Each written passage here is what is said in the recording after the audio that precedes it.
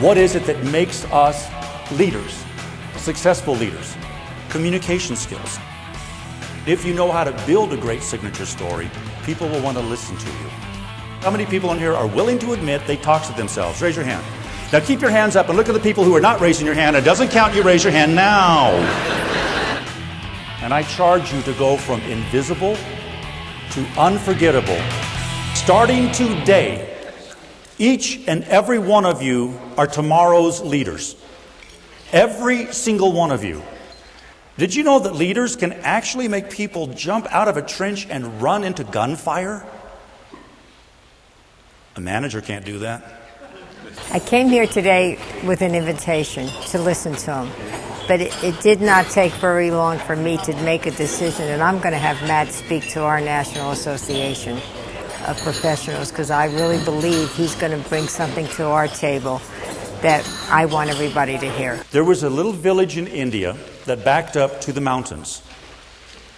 In the village lived a wizard or a magician and a mouse.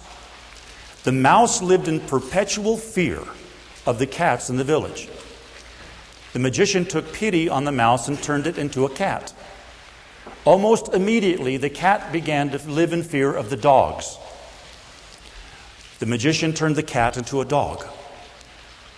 The dog started feeling a little scared because there were tigers in the forest. The magician turned the dog into a tiger. The tiger came back and said, "There are hunters in the forest trying to kill me. Help me." The magician looked at the tiger and said, "I'm going to return you to the form of a mouse, because if all you have is the heart of a mouse, there's nothing I can do to change that. So today we're going to change you from the heart of a mouse into the heart of a leader." From the moment we were born, we were told stories. And as we started growing up, we told stories. We heard stories. We watched stories. We got to school, that got beat out of us. Think back to your favorite all-time movie. Close your eyes for a second and think back to your all-time favorite movie. And I will bet you dollars to donuts that you can remember almost every major character, what they wore, what they looked like, how they sounded, a lot of the scenery, and even if it was a 2-hour presentation, you could remember and tell me the storyline from beginning to end. Can't you do that? You betcha. Yet if I gave you a list of 20 things to remember, and 2 days later came back and asked you what they were, you might remember 4. Don't you think? So that's the power of a story. A story can put things together for you. Signature stories are things that you can tell other people that become viral, because a signature story is a story that people want to hear over and over and over ad nauseum. And if you know how to build a great signature story, people will want to listen to you. I think, one of the things that I most appreciate about Matt and his style and his message is that, from my perspective, I really believe that leadership is all about storytelling, and that some of our greatest leaders are those who tell stories. Those who have participated in presentations and workshops by Matt Ricks say he is extremely motivating and entertaining, although he is not your traditional motivational speaker or entertainer. Matt is a storyteller, a coach, and a humorist, as well as a phenomenal platform personality. He exposes the clear connection between success in leadership and business with effective communication skills. It's not just about theory. Matt illustrates his proven signature story methodology and applies it to real-life business and leadership challenges. How many people in here have just wished they could die during a PowerPoint presentation? Okay, I'm going to give you an example of what not to do during PowerPoint. Don't you hate it when people fail to proofread or spell check their PowerPoint presentations? Then they proceed to read every single word on every single slide so they don't have to memorize their monotone, coma-inducing presentation. Then it gets worse. PowerPoint is a very, very powerful way to get ideas across, but only if they're pictures.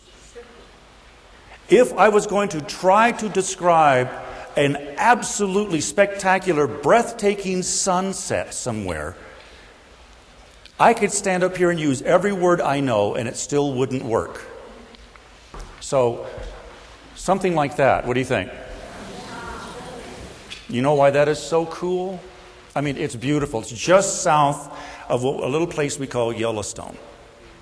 But I like it because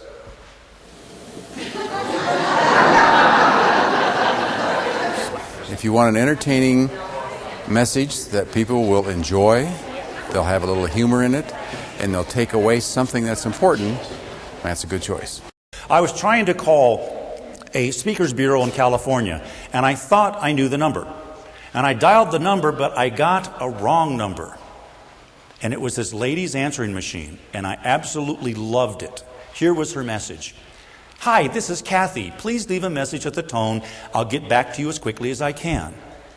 If you've already left one message and I haven't returned it, please know I'm making some changes in my life. If I don't return this phone call, you're one of the changes I'm making.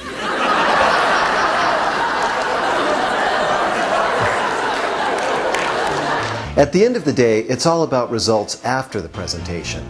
Matt's clients have realized tangible business results as a result of employing his strategies.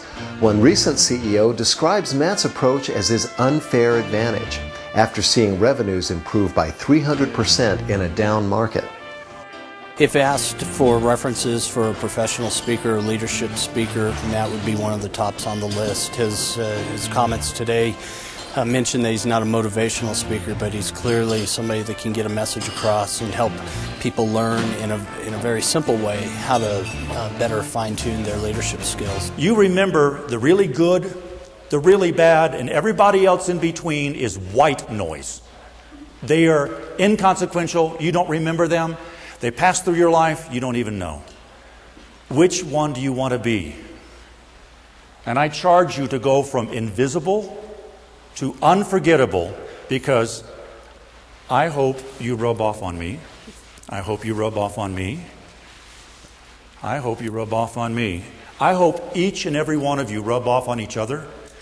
I hope you rub off on me, and I hope that just for this little time that you've allowed me to share with you, I rubbed off on you. And thank you very, very much.